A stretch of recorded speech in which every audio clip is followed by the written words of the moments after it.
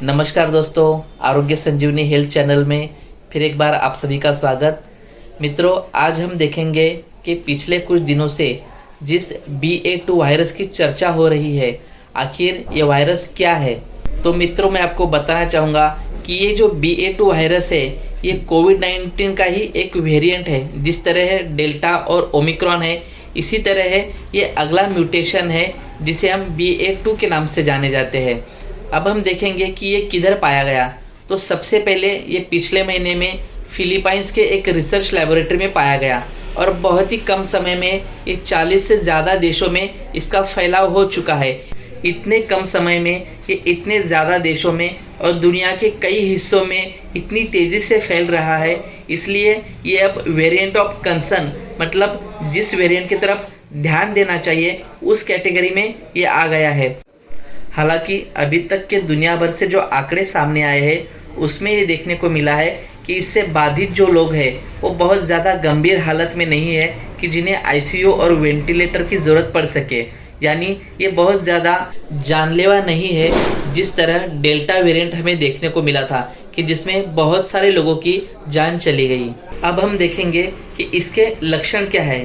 तो मैं आपको बताना चाहूँगा कि जिस तरह कॉमन फ्लू के जो सिम्टम होते हैं, सर्दी, खांसी, जुकाम और हल्का सिर दर्द, यही सब इसमें भी लक्षण पाए जाते हैं। हालांकि कुछ लोगों में इसमें भूख न लगना और बहुत ज़्यादा कमजोरी, ये भी लक्षण पाए गए हैं। अब हम देखेंगे कि इसका ट्रीटमेंट किस तरह किया जाता है। इसका जो ट्रीटमेंट है वो सिम्टोमेटोलॉजिकल यानी लक्षण के हिसाब से उसका ट्रीटमेंट किया जाता है। जैसे कि अगर आपको बुखार है तो पैरासिटामोल, बदन दर्द है तो ब्रुफेन, ये सिंपल मेडिसिन इसमें शुरू में दी जाती है। अगर किसी पेशेंट में ज़्यादा डिटोरेशन है, मतलब जिसकी हालत थोड़ी ज़्यादा गंभीर है, तो उस वक्त उसमें ऑक्सीजन या फिर स्टीरॉयड की ज़रूरत पड़ सकती है।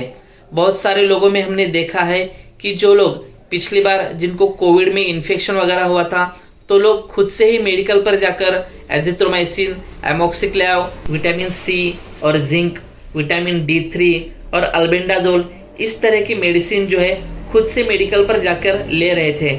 लेकिन मैं आपको बताना चाहूँगा मित्रों, ऐसे खुद से ही कोई भी दवा ना ले, अपने डॉक्टर के सलाह पर ही उचित दवाइयाँ ले लें, क्योंकि आपके डॉक्टर ही जान सकते हैं कि आपको किस तरह का इन्फेक्शन हुआ है। क्योंकि इसमें एजिथ्रोमाइसिन और एमोक्सिक्लेव जैसे एंटीबायोटिक्स काम नहीं करते। इसमें एक एंटीबॉडी काफ़ी कारगर साबित हुई है जिसे सोट्रोविमाब कहते हैं, या फिर एंटीवायरल मेडिसिन जैसे कि मोलनुपिराविर या फिर पैक्सक्लोविर, ये जो एंटीवायरल ड्रग्स है ये इसमें काफ़ी असरदार है। अब हम देखेंगे कि पिछली बार जिनको कोविड का इन्फेक्शन या फिर ओमाइक्रॉन का इन्फेक्शन हो चुका है, क्या उनमें भी BA.2 का इन्फेक्शन होने की संभावना है।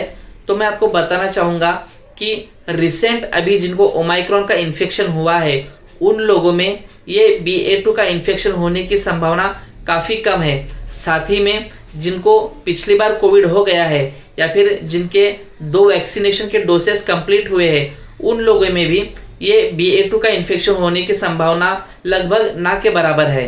कुछ जगहों पर जहां पर अभी तक ओमाइक्रॉन का इन्फेक्शन नहीं फैला है या फिर जो एट रिस्क लोग हैं, मतलब जिन्हें अदर कोमॉर्बिडिटीज है जैसे कि दूसरी बीमारियां है, ब्लड प्रेशर, डायबिटीज, श्वसन संबंधी कुछ बीमारियां, ऐसे लोगों में या फिर जिनका एज ग्रुप जो है अबव 60 है, उन लोगों में ये BA.2 वायरस इन्फेक्शन फैलने की ज़्यादा संभावना है। इसलिए मैं आप सभी से रिक्वेस्ट करता हूँ कि खुद को सुरक्षित रखें, मास्क, सोशल डिस्टेंसिंग और वैक्सीनेशन ज़रूर लें। धन्यवाद।